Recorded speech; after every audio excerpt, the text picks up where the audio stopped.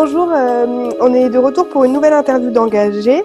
Alors aujourd'hui, on est avec Loïc. Loïc, comment tu vas? Ça va. Mon confinement vient de commencer, en tout cas à temps plein, mais pour l'instant, ça va, ça se passe plutôt bien. Tu travailles dans un hôpital, du coup, tu es infirmier en psychiatrie. Exactement, infirmier en psychiatrie, et donc là, jusqu'il y a 2 jours, je travaillais à l'hôpital, et là, donc, je suis sur une semaine dite de congé, ce qui fait que je suis en confinement total depuis 2 jours. D'accord, et ça se passe bien quand même au travail ces derniers temps, même si c'est plus compliqué que d'habitude. En tout cas, dans le service où je travaille, ça se passe plutôt bien. On n'est pas trop démunis en termes de matériel, même si les stocks ont un peu plus de mal à arriver. Mais et après, les patients, ils vivent la situation d'une manière assez différente de l'un à l'autre.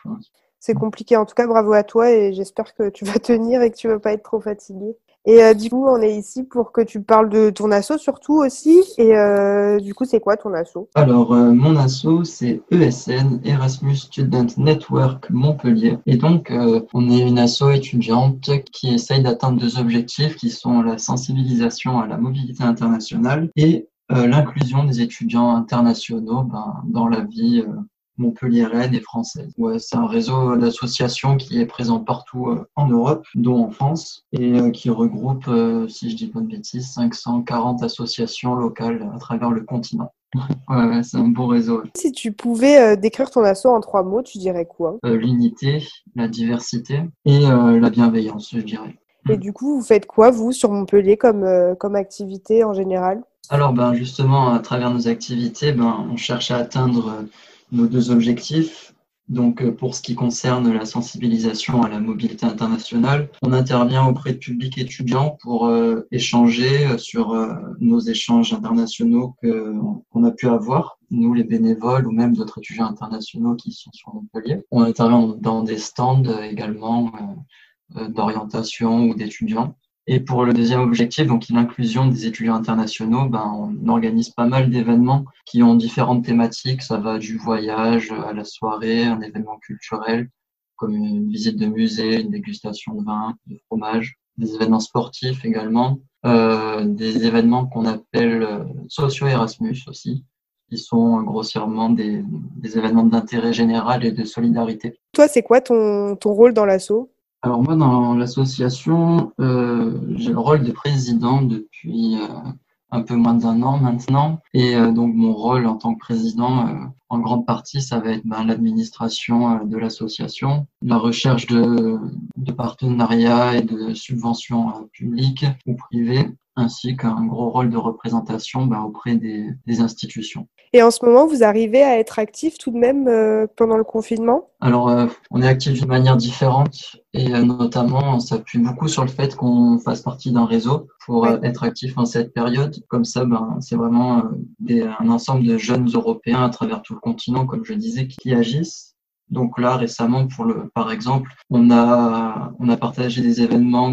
C'est un de ESN Marseille qui était un escape game en ligne. On a partagé, c'était un lien pour un serveur Minecraft aussi pour que les étudiants puissent jouer en ligne ensemble. C'était ESN Malte qui avait proposé ça. Et également, on avait suivi l'idée de certaines associations de ESN en Pologne qui avaient fait une Netflix party donc du coup, chacun chez soi, on regarde le même film avec un espace pour pouvoir communiquer en temps réel. Et donc voilà, des petits événements en ligne. Et après, sur nos réseaux sociaux, au niveau de Montpellier, on relaie pas mal d'informations qu'on vérifie et qui viennent de sources fiables comme le site du gouvernement ou de l'OMS pour pouvoir informer en anglais ou dans une langue différente les étudiants internationaux sur les décisions du gouvernement français. Oui, parce que j'imagine qu'il y a pas mal d'étudiants internationaux qui sont restés peut-être à Montpellier et qui se demandent comment ils vont faire sur le long terme. Il y en a pas mal quand même qui ont réussi à partir, à retourner auprès de leur famille dans leur pays d'origine, mais il y a quand même énormément d'étudiants internationaux comme d'étudiants français qui n'ont pas eu cette possibilité-là et qui du coup sont toujours à Montpellier, parfois dans des résidences universitaires avec des chambres qui ont une superficie assez réduite. Et donc ces étudiants-là, on essaye de leur apporter un soutien Également par le biais des petites activités qu'on propose en ligne pour qu'ils puissent avoir peut-être quelque chose de différent à faire dans leur journée, histoire de briser un petit peu cette routine qui s'installe un peu plus chaque jour. Est-ce que ta vie associative à toi, elle a eu un impact dans ta vie personnelle ou professionnelle? Ouais, carrément. Enfin, c'est vrai qu'à travers une asso, il y a plein de choses qui peuvent être développées. Ça va sur du savoir-être, sur des Mm. compétences précises ou générales. Au niveau des rencontres également, on est amené à rencontrer énormément de personnes qui font que forcément on se fait influencer par ces rencontres. Donc ouais, ça a eu un impact assez important, je pense, sur ma vie, surtout que ça fait maintenant 3 ans que je suis bénévole à ESN. Ouais, est-ce que tu aurais du coup un petit conseil pour les personnes qui hésitent à s'engager aujourd'hui dans des associations?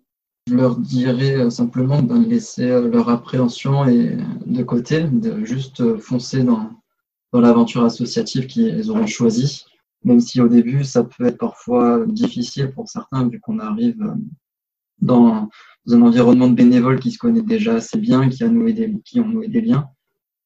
Généralement, quand on rejoint une asso, c'est parce qu'on est motivé par la cause ou les causes que cette asso défend. Donc, autant s'y plonger carrément à fond dedans et voilà, juste se lancer dedans et s'épanouir et essayer de se développer personnellement, que ce soit du côté des compétences ou du côté du savoir-être, enfin, du vivre ensemble et des petites choses comme ça.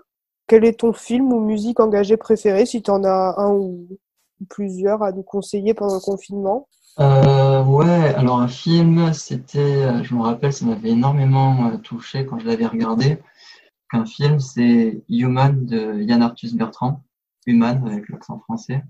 Et en fait, ce qui est cool avec ce film, c'est que déjà, il est disponible sur YouTube gratuitement et je crois qu'il y a trois parties. Vu que c'est une série d'interviews, ça se laisse regarder assez bien. On peut s'arrêter au milieu, mais surtout, c'est les valeurs qui sont véhiculées à travers les différents témoignages. Ça touche énormément de sujets différents et ça montre surtout tout un volet en fait d'émotions, d'histoire humaine et ça pousse pas mal à réfléchir sur soi et sur sa façon en fait aussi simplement d'aborder le monde et d'aborder les autres. En tout cas, merci à toi, Loïc, d'avoir pris le temps dans ton temps de repos pour répondre à nos questions et pour donner un peu envie aux personnes confinées d'intégrer des associations à la fin du confinement. Et Et merci à toi en tout cas pour m'avoir proposé. merci beaucoup.